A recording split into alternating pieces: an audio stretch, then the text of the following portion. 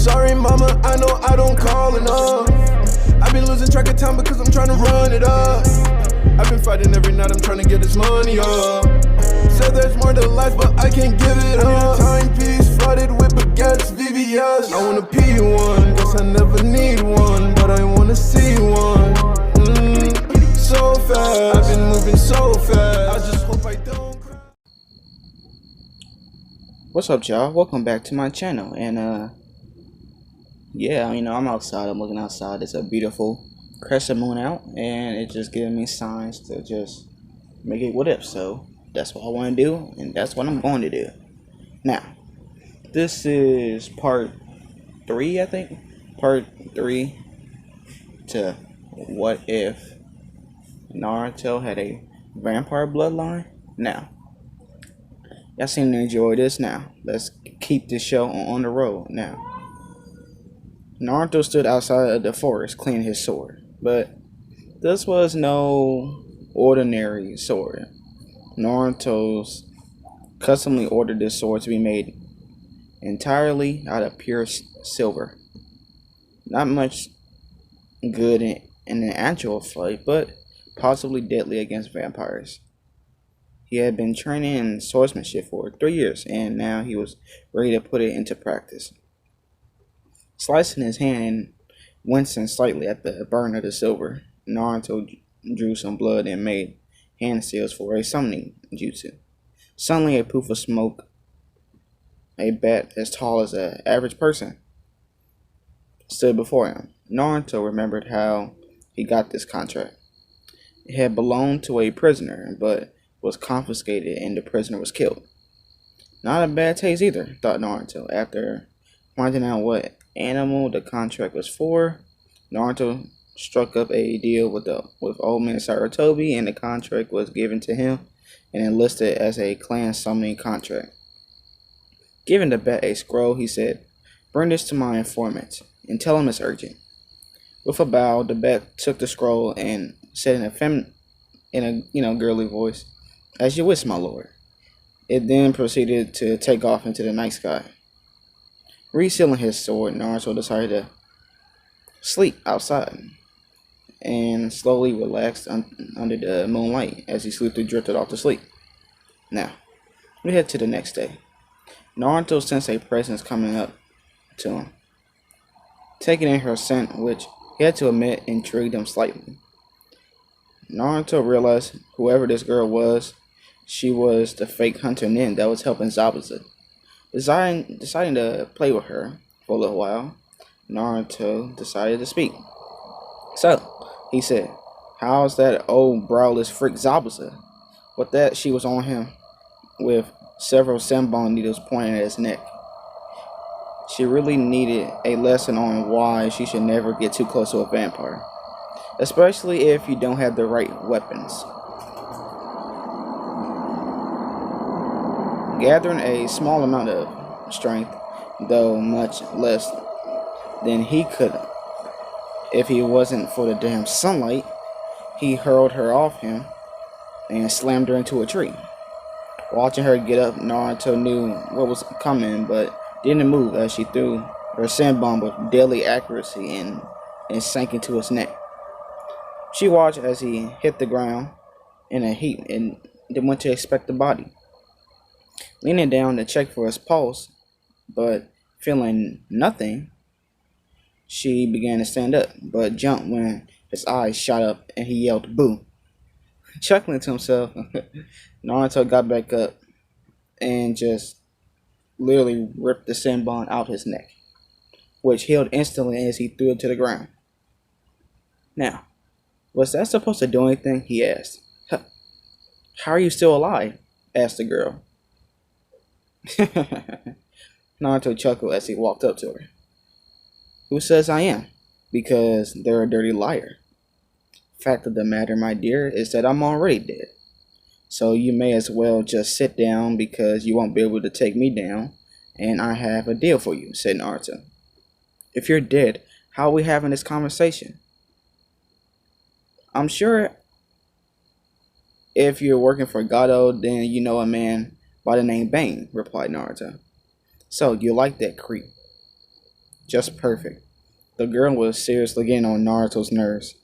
Calming himself, Naruto looked into her eyes and said, "Yes and no. Now, sit." The girl was about to protest but found her legs moving on their own. "Huh?" said Naruto while sitting down across from her. "I didn't think it would actually work. Now, tell me your name." Sighing, as she said, "My name's Haku.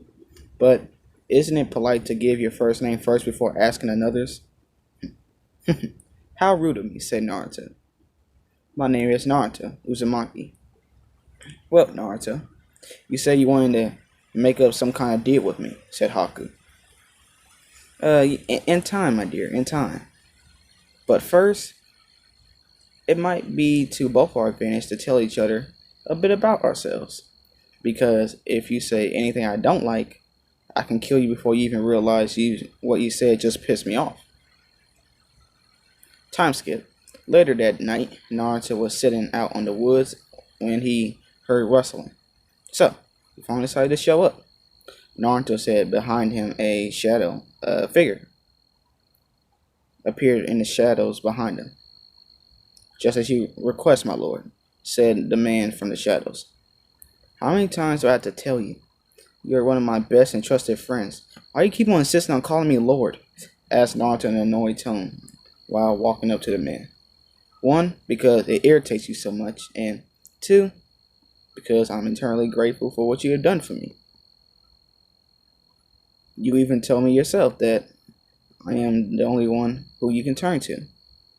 Speaking of things turning, when are we going to find you a girlfriend? I'm getting there, okay? Now why do you have to ask me that for? The man nodded and then just took the scroll. Took out the scroll. "It seemed that your friend Bane was once a Jonin in the village hidden in the mist. I found some records from his time. He is confirmed dead. Not very thoroughly in their search, were they? Anyway, from the date of his death, he seemed to have become a vampire before you were even born. So does he have experience with you? He is ruthless and smart, though nowhere near Shikamaru's intelligence. It seems that he had made himself a king of all the false vampires, as he is by far the most powerful of all of them." Satisfied for now with the knowledge, Naruto nodded and asked, "Did you bring those ingredients I asked for?" The man took out some plants and some few strange liquids and said, "Yeah, mind if I ask what they're for?" Naruto replied, "The fox has been talking to me with these ingredients mixed just now, and infusing them fully using his demonic chakra. We can use this little mixture and inject a poor soul and start making some lichens. Now, note, in this what if, I'm gonna refer werewolves as lichens for the rest of this story. So, just know, when I say lichens, you can also think of werewolves. So, yeah. Why would you do that? I thought you could be killed by lichens. And for that matter, so can I. What if you can't control this person?" asked the man from the shadows. This is what this is for," said Naruto, pulling out a scroll. Taking it, the other vampire noted that was a very complex seal arranged inside. "This is a control seal. From what the fox has told me, with chakra, a lichen can change at will and control themselves, but only at night. Only at night. And only nights without a full moon. When there is a full moon, they pretty much go ballistic. This seal is one of my own creations, using ideas from cage bird seals of the Hyuga clan. Once a light can transform, the surge of chakra from the transformation will activate the seal. They still have free will, but the seal itself will make them unable to disobey in a direct order from a true vampire." The vampire shook his head and sighed. "Okay, but if this goes south, I'm going to laugh at your corpse and shout, I told you so. With that, he began to transform into a giant half-man, half-bat creature. Once the transformation was complete, he let out a horrific scream and took off for the night. Okay, time skip to the next morning. Naruto woke up and found the rest of the crew had already left for the bridge. There was a note left for him confirming that fact. Getting ready to go to the bridge, Naruto just finished putting on his clothes, make himself look good. Not that he could tell because, he can't see in the mirror. It was around this time that he heard a scream from downstairs. And by the scream of it, it was coming from Tazuna's daughter. Looking out the window, he saw two thugs with swords dragging her out of her house, as he watched as her annoying son ran after them. Sai and Naruto decided he might as well save them, though it wasn't a part of the mission and he didn't particularly like the boy, as he had made a comment a few nights ago before about Naruto and the rest of the ninja having an easy life. Needless to say, it took every ounce of his willpower not to kill the boy right then and there. You freaks, let go of my mom, yelled Inari as he rushed at the two thugs dragging Tazuna's daughter away. Hey look, the kid wants to play, said the first one. How about this game? The closer you get, the sooner you die, said the other one. They continued to laugh as Inari got closer.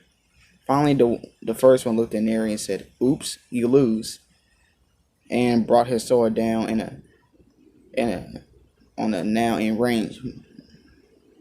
But before, he could chop him in half, it was stopped by something. By the looks of it, a shoulder blade.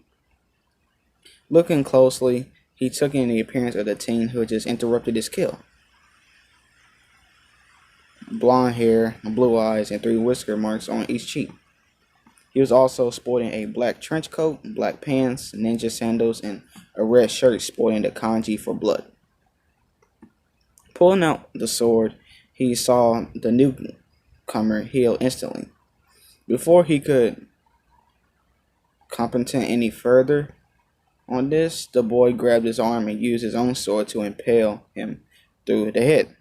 His partner, though frightened, ran up to the blonde and started swinging wildly, eventually managing to slice his arm clean off. However, if it looked like he was going for a win, he was sadly mistaken, as Naruto picked his arm back up and reattached it. The tendons and nerves reconnecting until he saw the skin pull back and heal seamlessly without a sign of if it's ever been injured. Grabbing the man by the throat, Naruto looked over to Inari and said, turn around and whatever you do, don't look. Scared stiff, the boy replied, please, have mercy, begged the thug, still in Naruto's clutches. Sorry, said Naruto, out of mercy.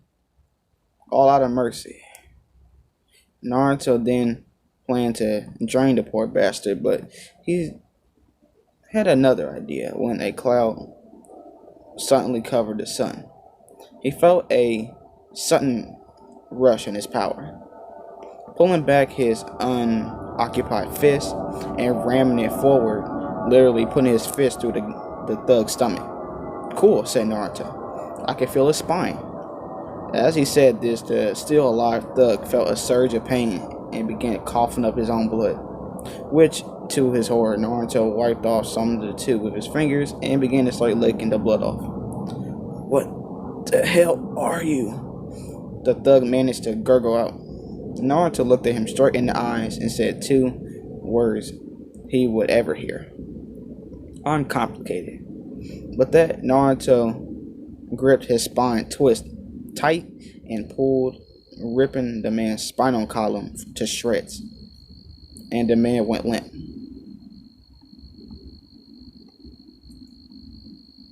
As the man fell dead on the ground, Naruto turned to Tazuna's daughter and said 3 words: burn their bodies.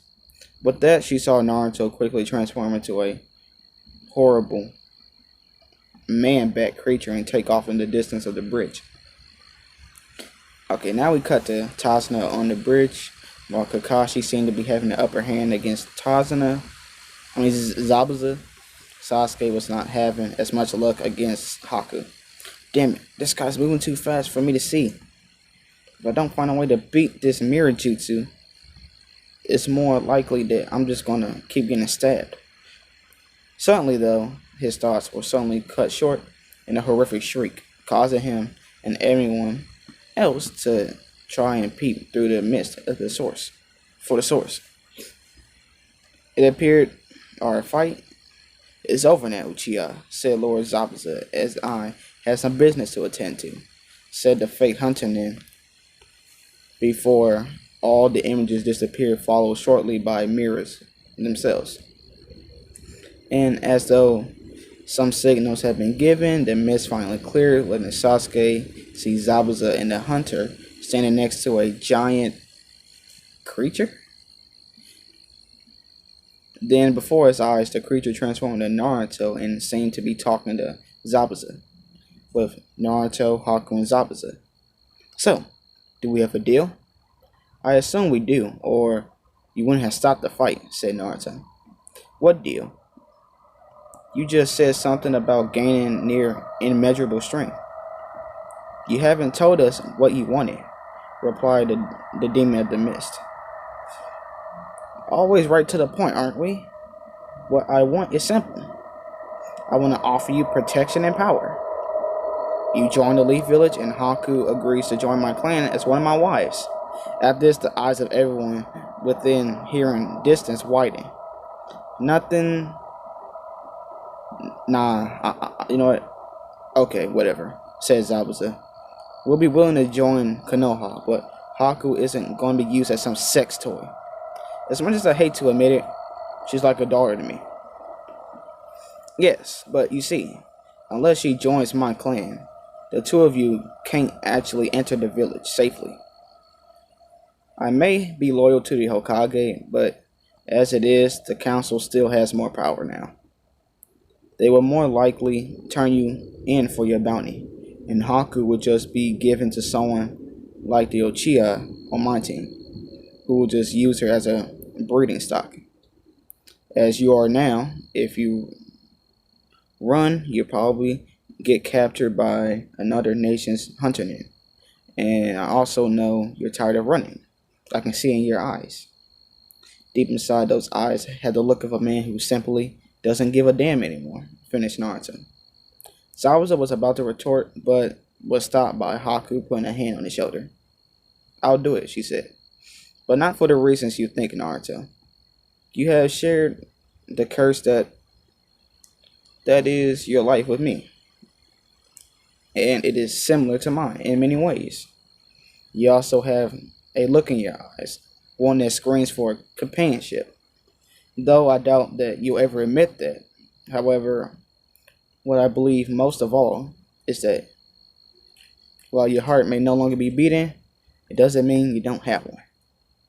Now, Naruto looked touched for a moment before realizing what he was doing, and quickly schooled his features in a matter-of-fact tone, said something that seemed to make a chill up everyone's spine. It's going to be a pleasure proving you wrong, my dear. Suddenly, a clap was heard from across the bridge. Now, I'm going to end it right here. Now, leave a like, comment down below, subscribe, I'm having fun with this. Let me know if you're having fun with this. And, yeah, comment down for another part, and I'll do it as quickly as I can. And that being said, I'm out. Peace.